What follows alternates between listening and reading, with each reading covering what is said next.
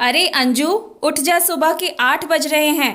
कब तक सोती रहेगी? नीता ने ऐसा कहकर अपनी बेटी को उठाने की कोशिश की। कई आवाज़ देने के बाद अंजू ने अपनी आंखें खोली तो नीता बोली, अभी कर ले तू आराम, ससुराल जाएगी ना, पता चलेगा जब सास सुबह ही 5 बजे उठा देगी, और अगर देर से उठी तो डंडा और तेरा सिर होगा।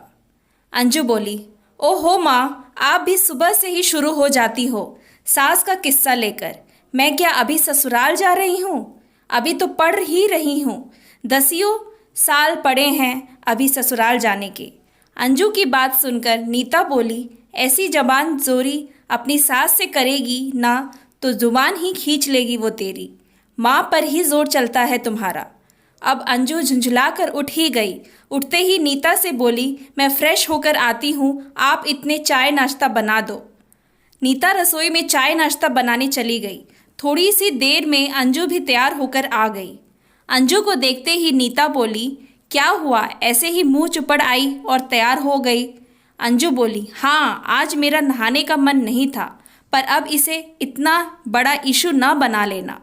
अब ये मत कहना कि ससुराल में बिना नहाए धोए रहोगी तो सास 100 नाम धरेंगी, कहेंगी तुम्हारे घर में त्योहार के त्योहार ही नहाने का रिवाज है क्या? नीता बोली, डायलॉग तो बड़े रट लिए मेरे, इन पर कभी ध्यान भी दिया कर।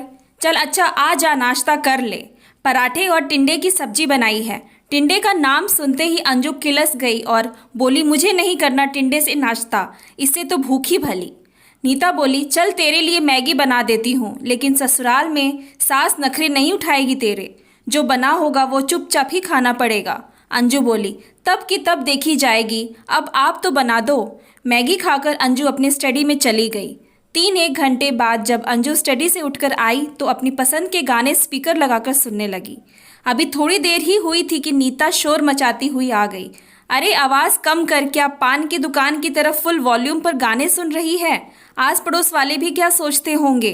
अंजू बोली, इस समय सास कहाँ चली गई जो आस पड़ोस वालों की आड़ ले रही हो? नीता बोली, अच्छा अब बात मत बना, रसोई में आकर मेरा हाथ बटा, घर का काम भी सीख ले, वरना तेरी सास मुझे ही कोसेगी कि लड़की को बिना कुछ सिखाए ही चलता कर दिया। अंजू बोली, ऐसा है, पढ़ाई लिखाई छोड़कर कुकिंग क्लास एवं सिलाई बुनाई की क्लास ज्वाइन कर लेती हूँ, और हाँ, 2-4 थान भी मंगवा दो मेरे लिए, उन्हें ही लपेट कर जाया करूँगी, क्योंकि आपके अनुसार मेरी सास तो आधुनिक पोशाक पहनने नहीं देगी। अच्छा है, अभी से प्रैक्टिस कर लूँ। आपने तो सास का हौवा बनाकर रख दिया है मेरे लिए, मुझे तो ससुराल के नाम से ही डर लगने लगता है। अंजू बोली, मैं सही बता रही हूँ, मैं बिल्कुल भी शादी नहीं करूँगी, और अगर मजबूरी में करनी भी पड़े तो ऐसे लड़के से करूँगी जो अपने माँ बाप से बहुत दूर रहता हो, ताकि सास के साथ रहना ही ना पड़े। नीता अंजू की बात सुनकर दंग रह गई और सोचने लगी कि मेरी कही बातों का तो इस पर गलत ही असर हो रहा है, इसने तो गलत ही धारणा बना ली है। नीता को चुप देखकर अंजू बोली, कल को आप भी सास बनोगी तो क्या अपनी बहू के साथ ऐसा खराब व्यवहार ही रखोगी? फिर वो तुम्हें छोड़कर दूर ही चली जाएगी। इतने अधिक तानों और टोका टोकी के साथ कोई भी खुशी के साथ नहीं रह पाएगी। नीता मन ही मन अपनी गलती स्वीकारती हुई बोली, सास कोई जल्लाद नहीं होती, उसके पास भी मानवीय संवेदनाओं से भरा दिल होता है। अब ललिता पवार वाला जमाना तो रह नहीं गया, अब तो सास बहू से ज़्यादा एडजस्ट करती है। ऐसी भी सास है जो बहू को बिल्कुल बेटी जैसा प्यार करती है।